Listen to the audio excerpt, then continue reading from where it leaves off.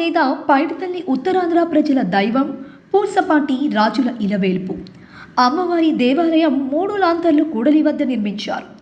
అమ్మవారి ఉత్సవాలు 1758లో ప్రారంభమై 250 సంవత్సరాలుగా నిరాటంకంగా కొనసాగుతున్నాయి. 1757 దాతనామ సంవత్సరం విజయదశమి వెళ్లిన మంగళవారం నాడు విజయనగరం పెద్ద చెరువులోంచి అమ్మవారి విగ్రహాన్ని పతివాడ అప్పలస్వామి నాయుడు అనే వ్యక్తి పైకి తీశారు. ఆయనే అమ్మవారికి తొలి పూజారి అయ్యాడు. అప్పటి నుండి ఇప్పటి వరకు ఆ కుటుంబానికి చెందిన వారే వంశపారంపర్యంగా పూజారులుగా ఉంటున్నారు. విజయనగరం పైడితల్లి అమ్మ. అసలు ఈ అమ్మవారు ఎవరు? ఎందుకు ఈ అమ్మకు ఇంత పేరు ప్రఖ్యాతులు? ఆమెను చూడటానికి లక్షల్లో జనం ఎగబడతారు.